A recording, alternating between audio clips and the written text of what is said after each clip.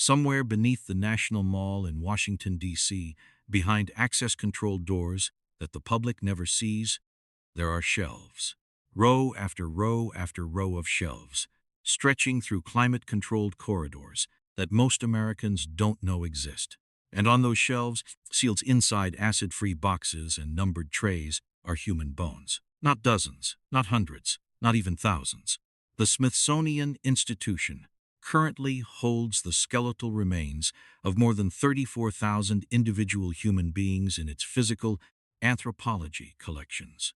A figure that dwarfs the famous catacombs beneath Paris, which contain the reorganized remains of approximately 6 million people, but were never a research collection, never catalogued by skull type or cranial index, never sorted by a man with a government salary and an institutional mandate, answer to a very specific set of questions about who the original Americans were. And when you start asking those questions about how the collection got so large, who authorized it, what the bones were supposed to prove, you find something that the Smithsonian's own press office will not discuss in detail. You find a story about science used as a shovel, about a theory that required a very particular kind of evidence, and about what happens to researchers who came back with the wrong answer. The number alone should stop you. 34,000 sets of human remains. If you laid every one of those individuals end to end, the line of bodies would stretch for approximately 38 miles. The Smithsonian's National Museum of Natural History, the building most tourists walk through on a school trip, is essentially the visible fraction of an institution whose storage infrastructure contains one of the largest assemblages of human skeletal material ever compiled under a single institutional roof anywhere on Earth. The museum's physical anthropology collection formally includes remains from North America, South America, and the Pacific, with the overwhelming majority being Native American. These are not artifacts. They are not pottery shards or woven baskets. They are the actual physical remains of human beings, excavated from burial sites, mounded earthworks, and graves across the continental United States. Collected over a period stretching from the 1840s through the mid-20th century, under a framework of scientific authority that was, from its very beginning, built to answer a predetermined question. That question was, are the ancestors of living Native Americans actually the builders of the great mound complexes of the Ohio and Mississippi valleys, or did a separate, more advanced race precede them? Because the answer the Smithsonian's own researchers eventually produced, the answer that the bones, the measurements, and the comparative anatomy eventually forced onto the record, was not the answer the institution was originally designed to deliver. Reports were shelved, findings were reclassified, and a particular edition of a particular government publication that had already gone to print was recalled and revised before wide distribution.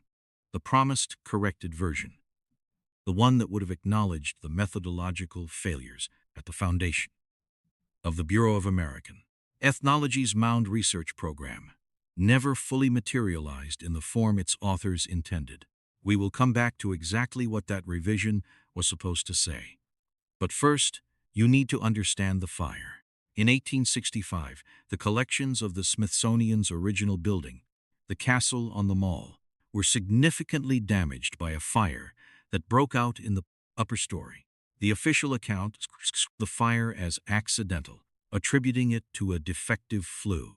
What is less prominently reported is that the materials most thoroughly destroyed were administrative correspondence and early expedition records from the institution's first 2 decades. The physical specimens survived in large part because they were stored in the lower levels. But the documentary record of how those specimens were acquired, that record was, in the most relevant portions, gone. A fire that spared the bones but destroyed the paper trail, documenting how the bones got there. Whether you read that as coincidence or convenience depends on how charitable you feel toward institutional record-keeping. If you've watched this channel before, you already know we don't traffic in comfortable official timelines. We follow the evidence where the credentialed institutions stopped following it. And if you're new here, welcome.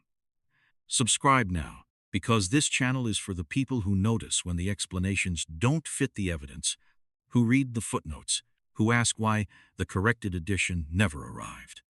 To understand why the Smithsonians built this collection, you have to understand the intellectual landscape of 19th century American archaeology, dominated by a single obsession, the mound builder mystery.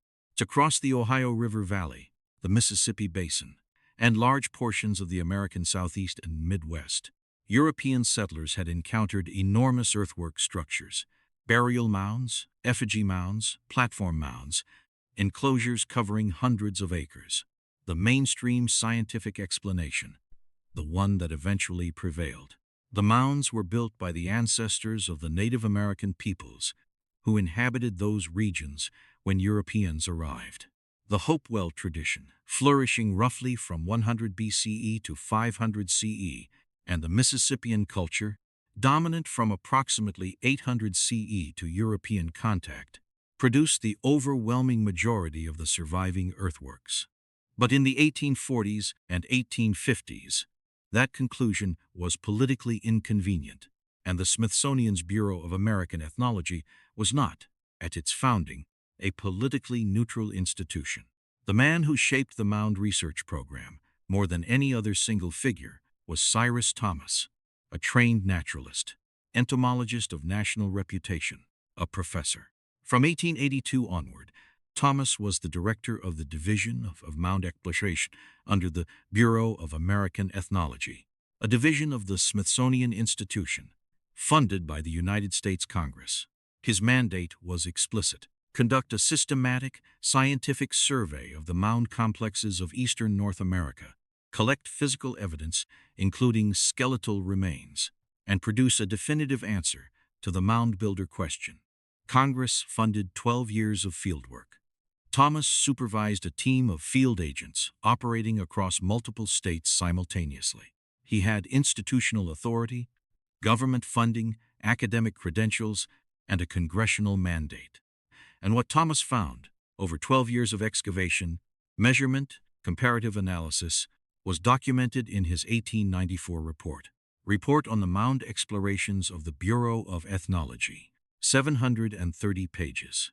Thomas's conclusion, the conclusion that 12 years of federally funded investigation forced on him, was that the mound builders were Native Americans, not a lost race, not a vanished civilization of separate biological origin, the direct cultural and biological ancestors of the people his government was simultaneously displacing, confining to reservations, and subjecting to policies of forced assimilation. Thomas didn't want to find that. His own early correspondence reveals that Thomas began his investigation with strong priors favoring the separate race hypothesis. He came in expecting to confirm the myth.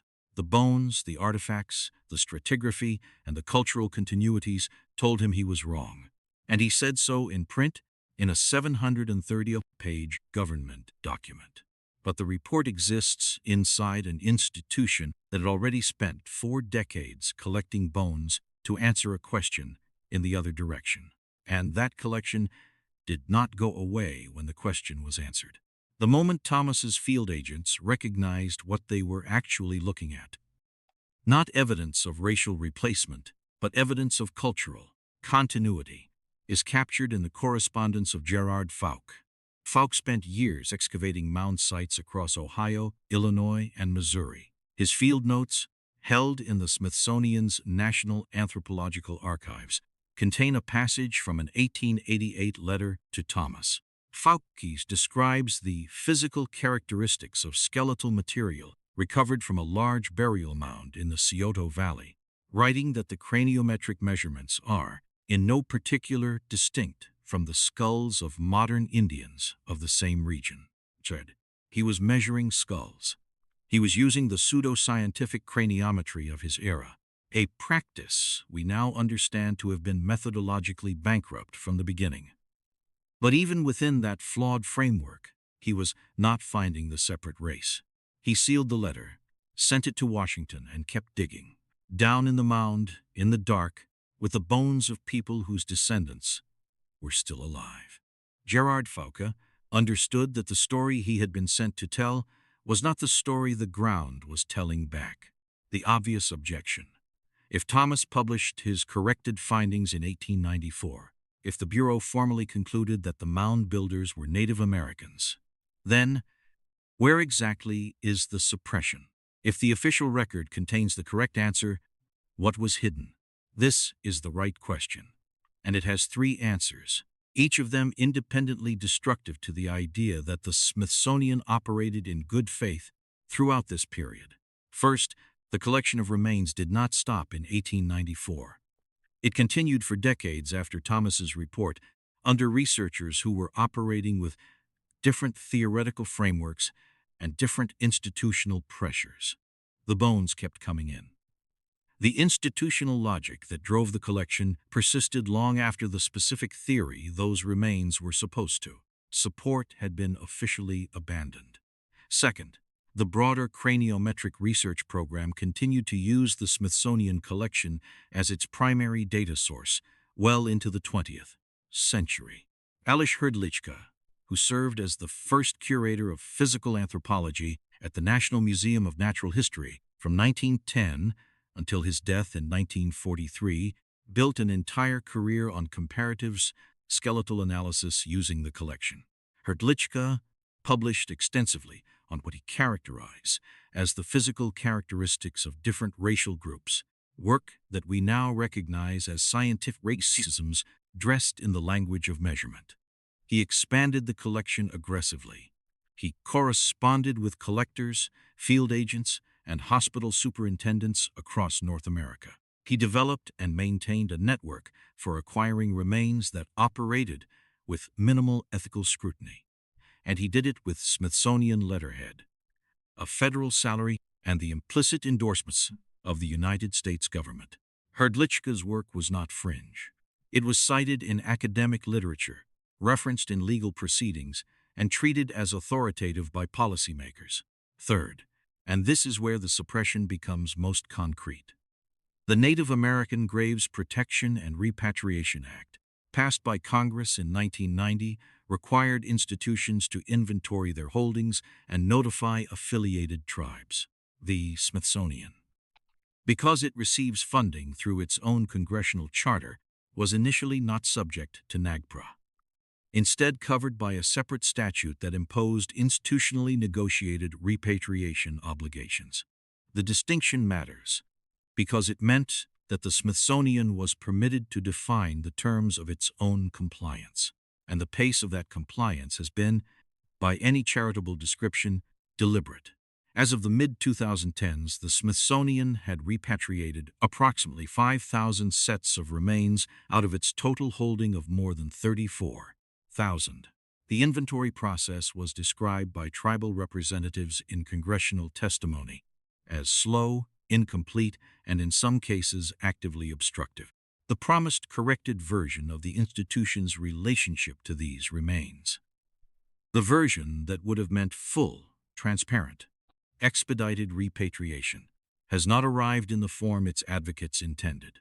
What we are describing here is not a single tspc with a single architect and a single smoking gun document. It is something more durable and more troubling. An institutional logic that persisted across generations, that survived the official correction of its foundational theory, that adapted to new scientific frameworks while retaining its original physical infrastructure. The Smithsonian's bone vaults are not a secret. The 34,000 figure is publicly available if you know where to look. The National Anthropological Archives are open to qualified researchers. The cover-up is not a cover-up in the sense of active concealment. It is a cover-up in the more insidious sense of institutional normalization. The process by which something that should be scandalous becomes bureaucratically routine. Something that should generate outrage becomes a line item in an annual report. Something that should prompt fundamental questions becomes a story about backlogged paperwork. But there have been individuals who tried to ask the fundamental questions. and their experiences form a pattern that, once you see it, you cannot unsee. In the 1970s, a coalition of Native American activists and scholars began pressuring the Smithsonian directly about the composition of its physical anthropology collection. Among the most prominent was Vine Deloria Jr., the Standing Rock Sioux author, lawyer, and intellectual whose 1969 book Custard Died for Your Sins had already established him as the most formidable indigenous critic of American institutional life. His critiques of physical anthropology's treatment of native remains were described by prominent Smithsonian's affiliated researchers as politically motivated rather than scientifically substantive, a characterization that required those researchers to pretend that the science of craniometric racial classification had been purely objective in the strict first place. Deloria's exclusion was more polite than persecution, but it was exclusion nonetheless. His arguments were acknowledged in public forums and then ignored in institutional policy for another 2 decades.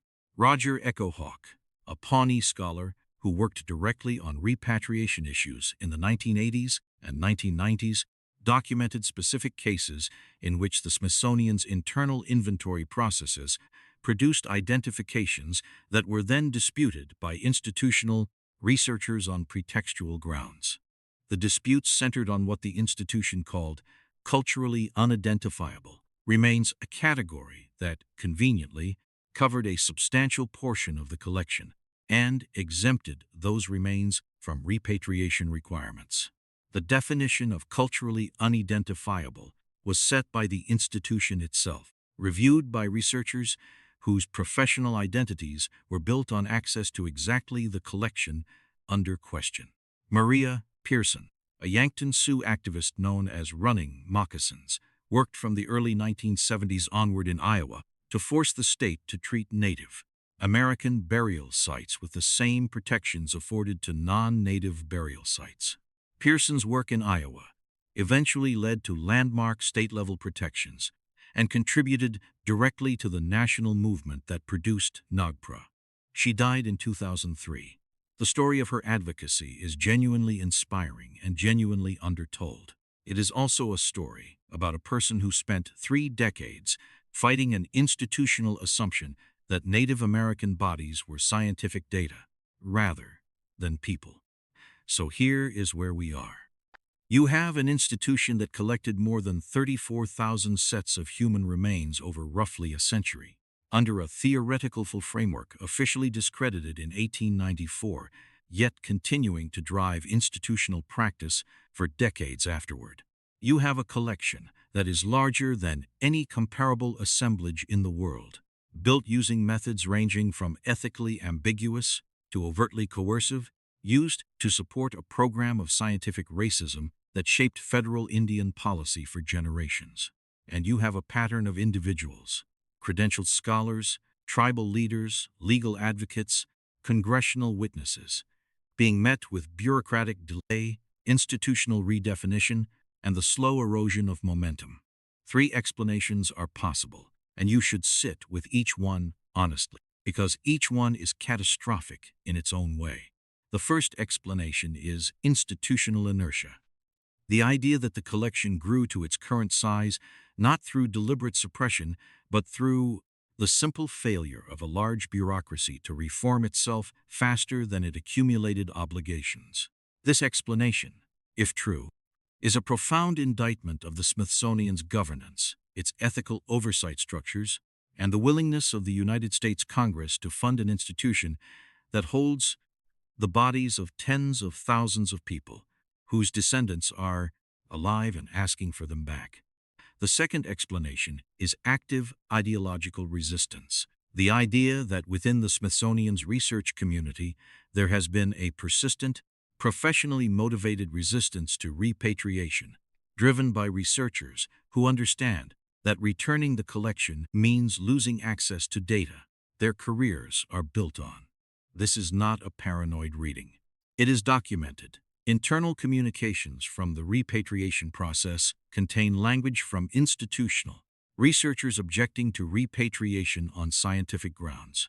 grounds that amount to the argument that the scientific value of the remains outweighs the rights of the communities from which they were taken. The third explanation is the one this channel exists to document: that the collection was built, expanded, and retained as part of a longer arc of institutional effort to maintain control over the physical evidence that bears on questions about who was here first. Under this explanation, the bones are not an accident of over-collecting. They are a strategic reserve of evidence held by the institution best positioned to control what that evidence is allowed to say. Under this explanation, the fire of 1865 is not coincidental. The pace of repatriation is not accidental. The category of culturally unidentifiable is not neutral. Each element is a layer of insulation between the institution and the consequences of what it actually did. What all three explanations share is this: the bones are still there, right now, tonight, in storage facilities that your tax dollars fund and that you are not permitted to enter. There are 34,000 sets of human remains. Some of them have been there for more than 100 years. Some have been formally identified and claimed by tribal nations and are still waiting for transfer. This is not ancient history. This is ongoing. And the fact that it is ongoing, that we are not talking about an atrocity that ended and was reckoned with, but about an atrocity that is still present, is the reason the story does not end here. Because there is another layer to this. There are specific sites, specific excavations, specific collections within the larger collection, where the findings that came back were anomalous enough to disrupt not just the mound builder question, but the broader framework of North American prehistory. The remains from those sites are also in the collection. Their catalog numbers are real. Their provenience records, or the surviving portions of them, are in the archive. And what they were found with, what the stratigraphic context suggested, and what the comparative analysis produced when it was actually done, has been the subject of ongoing dispute between institutional researchers and independent scholars for 40 years. We have not gotten to those specific findings yet. That is a longer conversation, and it requires its own chapter, its own documentation, and its own careful accounting of what was found, where, and by whom. That chapter is coming. If you are the kind of person who followed this story to the end of this video, you are exactly the kind of person it was made for. The next part of this investigation is already built. The evidence is still in the vaults, and the vaults are still locked.